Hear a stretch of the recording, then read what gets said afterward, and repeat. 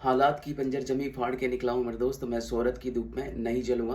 अभी तो मैं लंबा चलूँगा, बस आप अपना साथ बनाए रखना। जी हाँ, नमस्कार दोस्तों, मैं आपका दोस्त गणेश सुमन स्वागत करता हूँ आज के प्यारे से सेशन में।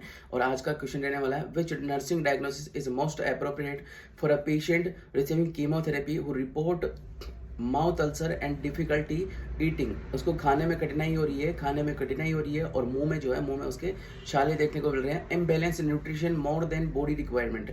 या फिर अगला ऑप्शन है, impaired oral mucosa membrane related to cytotoxic effect.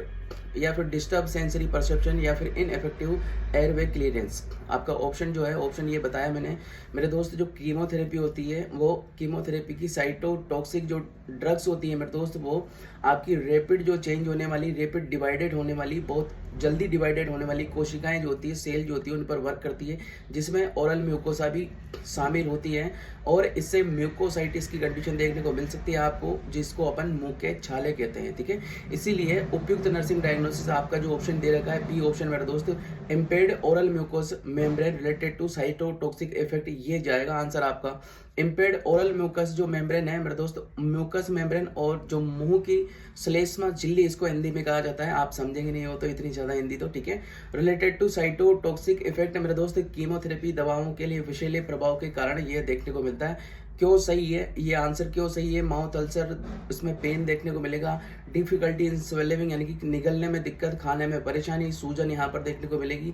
और यहाँ तक कि इन्फेक्शन का रिस्क भी मरीज में हो जाता है। ये सभी ओरल म्यूकस डैमेज की ओर संकेत कर रहे हैं आपको, जो क्वेश्चन में आपके दिए हैं।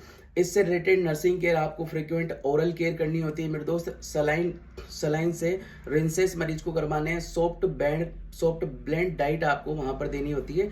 और आपका सॉफ्ट जो ब्रश होता है मेरे दोस्त, ब्रश करने के लिए भी बिल्कुल सॉफ्ट देना है। पर्याप्त फ्लूइड देना है पर्याप्त मात्रा में। और अल्सर जो है, अल्सर इन्फेक्शन की जो मॉनिटरिंग करनी है आपको, हमेशा ओरल कैविटी को आपको इंस्पेक्शन करते रहना चाहिए। पेन मैनेजमेंट के लिए आपको जो भी दवाई आपके डॉक्टर साहब लिखते हैं वो देते हैं। बाकी ऑप्शन ए ऑप्शन बिल्कुल नहीं होगा। डिस्टर्ब सेंसरी परसेप्शन बिल्कुल यहाँ पर देखने को नहीं मिलेगा।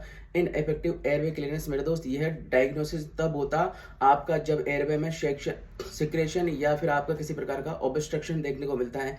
यह ब्रीथिंग प्रॉब्लम नहीं है।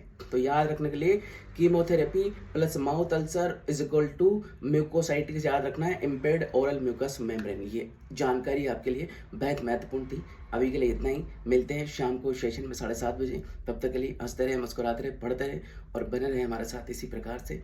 मिलते हैं शाम को वापस से, ठीक है। अभी के लिए इतना ही, मिलते हैं सेशन में अगले में। तब तक के लिए नमस्कार, जय हिंद, जय श्री महाकाल।